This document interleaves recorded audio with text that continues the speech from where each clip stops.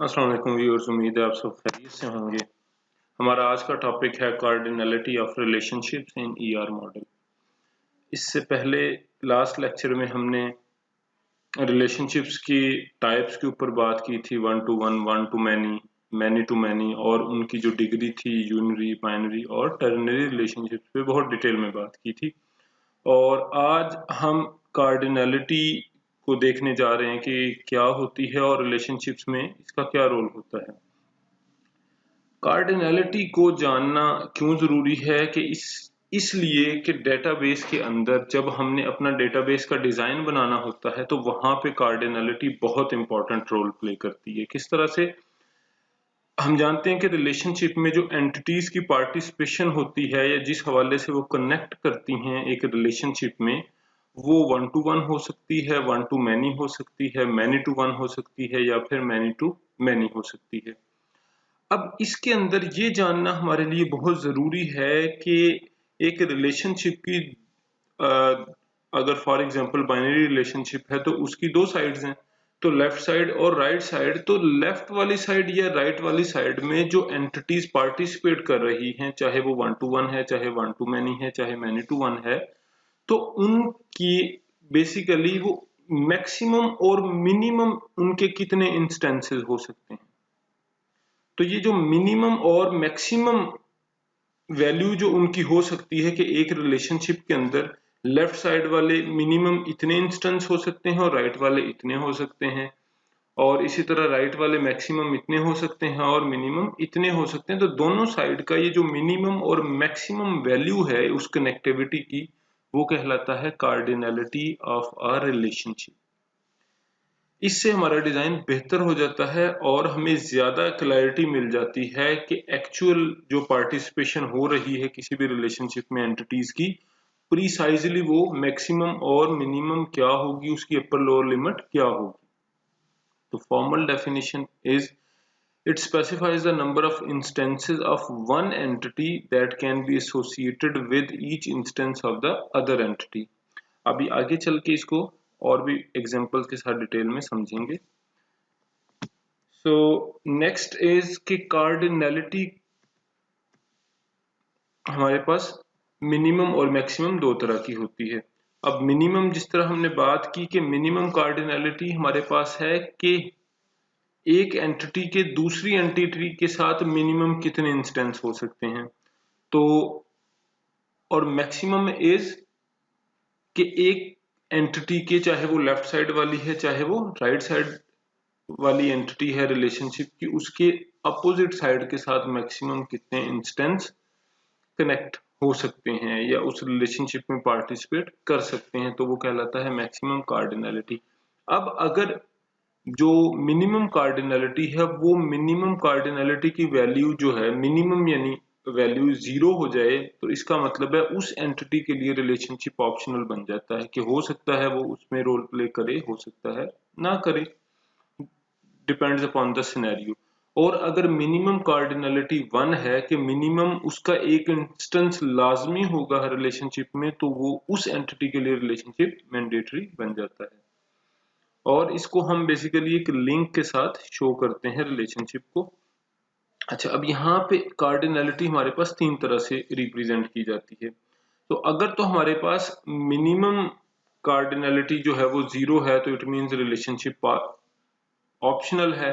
तो ऑप्शनल को ये रिलेशनशिप के अंदर हम एक सर्कल के साथ या जीरो के साथ शो करते हैं, और ये लगाया जाता है रिलेशनशिप का जो डायमंड है और जो एंटिटी है उन दोनों में एंटिटी वाली साइड के पास हम लगा देते हैं, चाहे वो लेफ्ट साइड हो चाहे वो राइट साइड हो। इसी तरह जो लाइन होती है वो, इसको स्ट्रोक भी कहते हैं, लाइन भी कहते हैं, ये मैंडेटरी को शो करती है कि मिनिमम कार्डिनलिटी अगर वन है तो इट मींस वो रिलेशनशिप बेसिकली उस एंटिटी के लिए मैंडेटरी है, तो उसके लिए हम लाइन का साइन यूज करते हैं, लाइन के थ्रू उसको रिप्रेजेंट करते हैं इस सिंबल के जरिए। और अगर उसमें उस एंटिटी के मैनी इंस्टेंस हो सकते हैं, मैक्सिमम उसके जो इंस्टेंस हैं वो काफी सारे हो सकते हैं, तो उसके लिए फिर हम क्रोफुट को यूज करते हैं और क्रोफुट के जरिए उसको शो करते हैं। अब चलते हैं इसको एग्जांपल्स की तरफ ताकि हम इसको और बेहतर क्लियर कर सकें।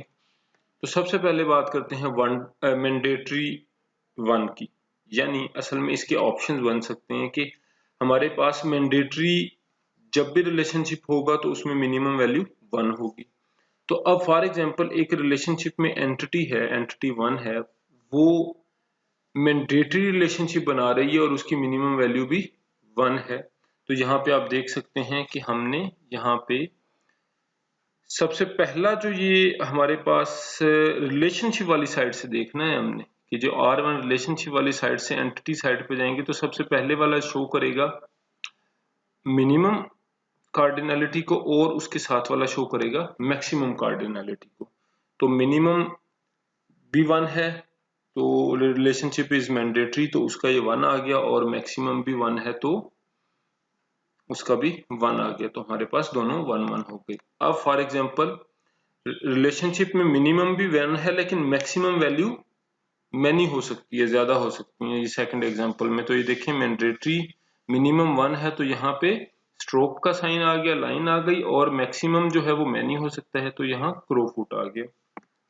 नेक्स्ट इज हमारे पास ऑप्शनल वन कि मिनिमम जो है हमारे पास वो हो सकता है 0 हो और मैक्सिमम जो है वो 1 होगा। तो यहाँ पे मिनिमम के लिए हमने सर्कल शो कर दिया और मैक्सिमम के लिए 1 आ गया। अब इसी तरह मैंडेटरी, ये ऑप्शनल मैनी है, यहाँ पे मिस्टेक है, सो यहाँ पे मैंडेटरी की बजाय ऑप्शनल मैनी आएगा।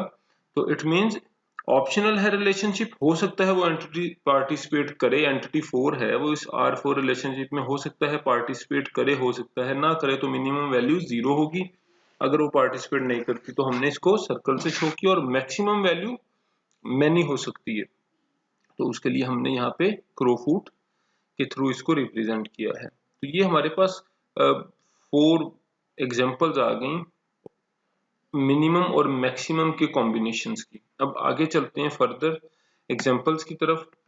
तो यहाँ पे हमारे पास सबसे पहली एग्जांपल है जिसमें एक सिनेरियो है या एक हमारे पास स्टेटमेंट है कि जी company allocates a car to some of the employees, कि कंपनी की तरफ से, एक कंपनी है उसका हम डेटाबेस डिजाइन बनाने जा रहे हैं, उसका ईआर मॉडल बनाने जा रहे हैं, तो उसमें हम इस रिलेशनशिप को शो करना चाहते हैं कि एक कंपनी अपने एम्प्लॉयज को कार एलोकेट करती है, मे बी उनकी परफॉर्मेंस की बेस पे या उनके रोल या डेजिग्नेशन की बेस पे, कोई भी वजह हो सकती है, लेकिन उनको कार असाइन की जाएगी और सम ऑफ द एम्प्लॉयज यानी कुछ एम्प्लॉयज को की जाएगी, लेकिन जरूरी नहीं है कि हर एक को कार असाइन की जाए।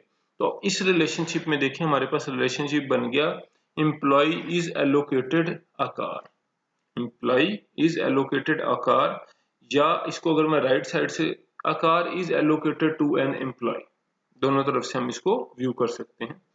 अच्छा, अब इसमें पार्टिसिपेशन देखते हैं। देखें सबसे पहले हम लेफ्ट साइड से देखते हैं, जो एम्प्लॉय है उसकी मिनिमम और मैक्सिमम वैल्यू देखते हैं। मिनिमम में देखते हैं क्या हर एम्प्लॉय को कार मिल सकती है, नहीं जरूरी नहीं है, तो इट मींस मिनिमम वैल्यू इस रिलेशनशिप में हो सकता है कोई एम्प्लॉय ऐसा हो उसको कार ना मिले तो मिनिमम वैल्यू 0 हो गई। और मैक्सिमम एक कार कितने एम्प्लॉयज को मिल सकती है, एक एम्प्लॉय को, या एक एम्प्लॉय को कितनी कार्स मिलेंगी, एक कार मिलेगी, तो यहाँ पे 1 आ गया। तो इसी तरह राइट साइड पे देखें, कार वाली साइड पे, कि हो सकता है एक कार है वो किसी भी एम्प्लॉय को ना मिली हो, शोरूम में खड़ी हो कंपनी के, या किसी एम्प्लॉय को मिली हो बाद में वापस हो गई और अब वो फ्री हो, किसी को भी ना मिली हो, तो मिनिमम इज 0 और मैक्सिमम इज 1 के एक कार है वो एक एम्प्लॉय ही को मिलेगी, वो उसको एक से ज्यादा एम्प्लॉयज यूज नहीं करेंगे एक टाइम में। तो अब ये हमारे पास 1 to 1 का केस आ गया जिसमें जो पार्टिसिपेशन है या जो कार्डिनलिटी है वो ऑप्शनल रिलेशनशिप है दोनों साइड से, एम्प्लॉय की साइड से भी ऑप्शनल है, मिनिमम वैल्यू 0 हो सकती है, और कार की साइड से भी ऑप्शनल है लेकिन जो मैक्सिमम वैल्यू है वो 1 है। अच्छा, अब नेक्स्ट इज हमारे पास 1 to many की एग्जांपल। 1 to many के अंदर हमारे पास एक जो रिक्वायरमेंट है वो है कि a department consist of many employees but every employee belongs to a department, कि एक डिपार्टमेंट में काफी सारे एम्प्लॉयज हो सकते हैं लेकिन हर एम्प्लॉई वो किसी न किसी डिपार्टमेंट से बिलोंग करेगा। तो इसकी मैपिंग देख लेते हैं अभी कि सबसे पहले लेफ्ट साइड को देखते हैं, डिपार्टमेंट हैज एम्प्लॉइज। तो डिपार्टमेंट मिनिमम मैक्सिमम क्या होगा, डिपार्टमेंट इज मिनिमम इज के एटलीस्ट डिपार्टमेंट जो है उसमें उसकी एग्जिस्ट करेगा मिनिमम, एक कंपनी में एक डिपार्टमेंट तो होगा, और मैक्सिमम इज 1 के एक डिपार्टमेंट में एक टाइम में एक एम्प्लॉय मिनिमम होगा।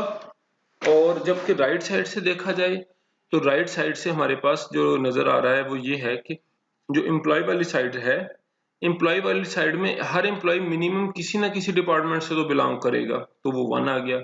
और जो मैक्सिमम वाली साइड है, हो सकता है कि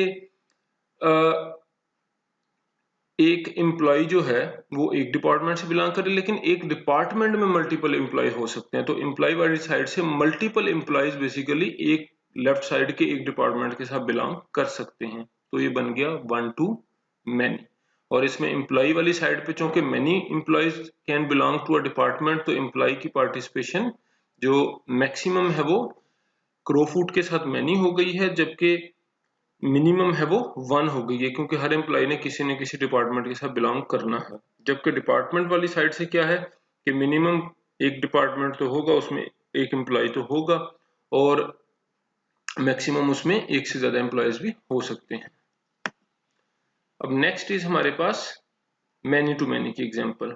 अब इसमें बड़ी सिंपल सी एग्जांपल है जिसको आप इजीली कंसेप्चुलाइज कर सकते हैं कि एक student can take different courses. तो एक स्टूडेंट डिफरेंट कोर्सेज में इनरोल कर सकता है, मसलन किस तरह से कि हो सकता है एक स्टूडेंट जो है एक पर्टिकुलर कोर्स में इनरोल ना हुआ हो, तो स्टूडेंट की साइड से मिनिमम कार्डिनलिटी 0 हो जाएगी, और मैक्सिमम कार्डिनलिटी के हो सकता है उसी कोर्स में मल्टीपल स्टूडेंट्स इनरोल हो जाएं।